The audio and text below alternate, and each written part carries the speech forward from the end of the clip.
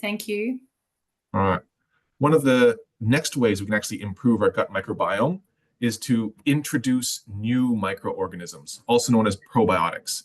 So, um, probiotics are little microorganisms that we introduce to our gut. So things like fermented foods can contain a whole cocktail of different microorganisms and can really help to contribute that overall makeup of your personal microbiome. So things like natural yogurt, and it needs to be like real yogurt. There's a lot of yogurt out there that's just, thickened. So just any real yogurt. Other fermented foods, very like kefir, sauerkraut, kimchi, kombucha. There are certain cheese varieties, natto, pickled vegetables, tempeh. There's even raw natural vinegars and lots of other fermented foods.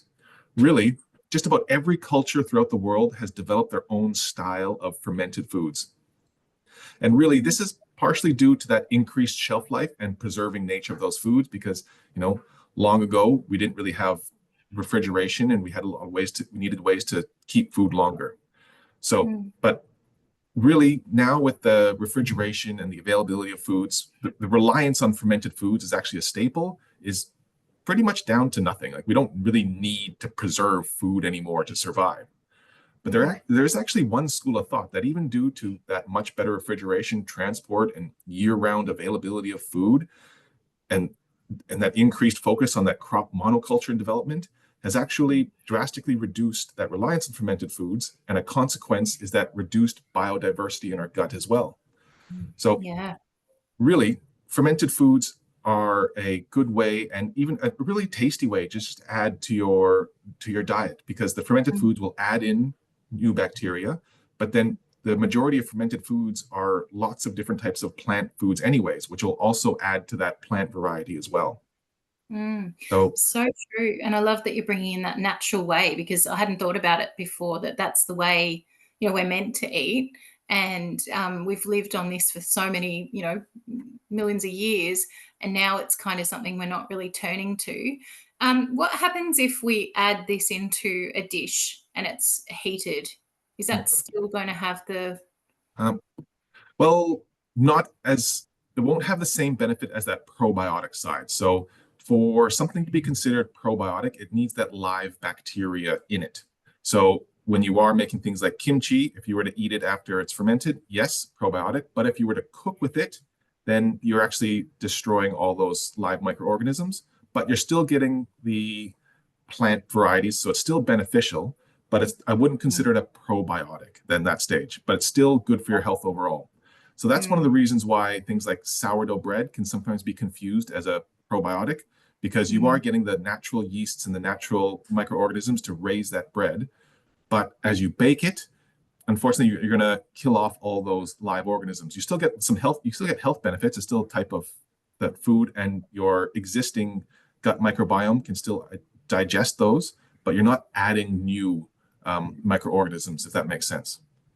Yeah, good point. Thanks. All right. And there's even a lot of other ways you can help your gut microbiome. So one of the first things is, well, eating whole foods. So our gut microbiome has evolved over centuries to help us digest that food we eat, to extract all those vitamins, fatty acids, amino acids, and all these little bits that our bodies like. So it's our gut's job to break these down. And when it comes to processed foods, they're usually already broken down in that manufacturing process. Have you ever had some food like the chips or little cheese puff things? You put them in your mouth, they almost dissolve to nothing. So really, what you're doing is you're almost outsourcing your digestive system. So it's already digested, it's already easily absorbed.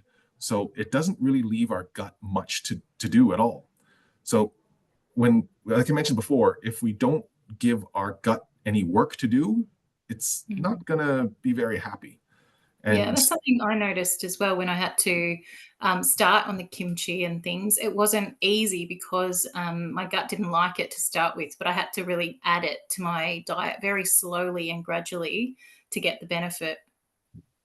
Yes, that's a really great point to touch on. So if you are not used to eating a lot of these foods, yes, it is really important to start slow. One of the most common ones that I get a lot of sometimes complaints about is either like beans and legumes.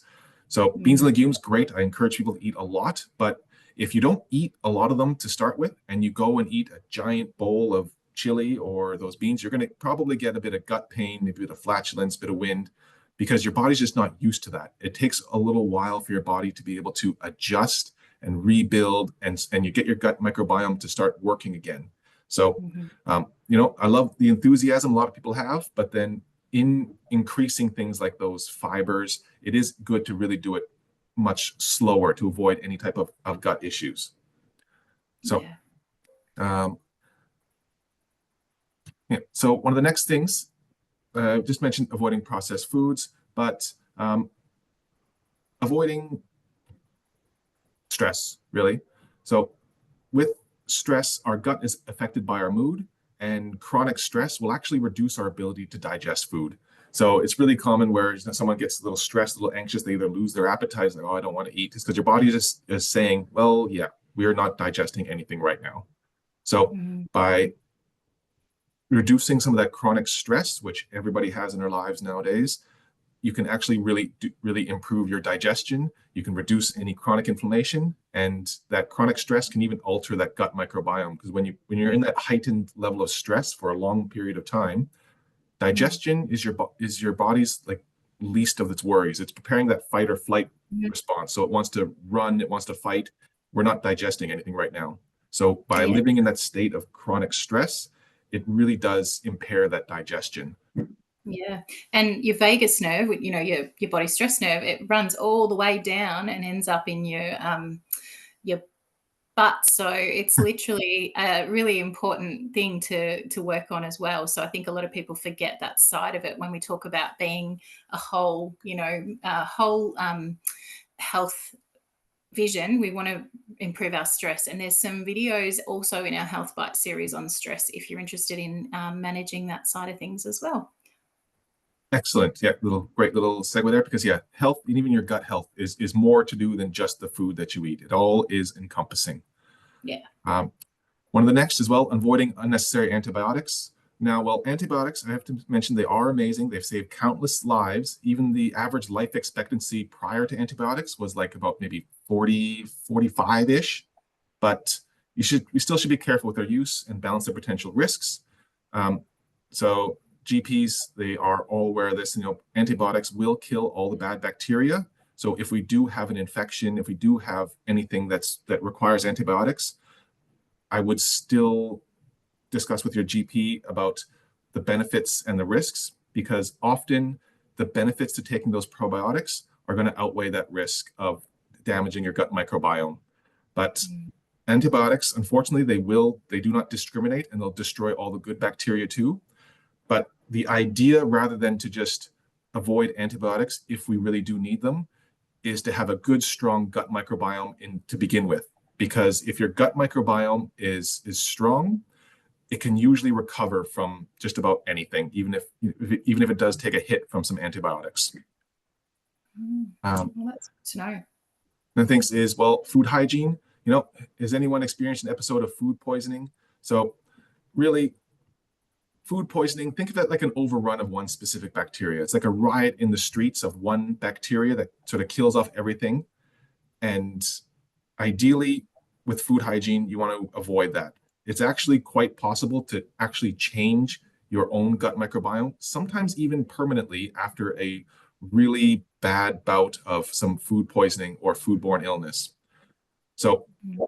really, it's food hygiene. You don't need to be completely sterile, but for the most part in the home, just make sure that you're thawing things correctly, that you're cooking things to a reasonable temperature, that you're not eating leftovers that are a week old that you find in the fridge. So just having some good hygiene, because yeah, a bad bout of some gut gastro can really knock around your gut microbiome, just the same as a really intense course of antibiotics.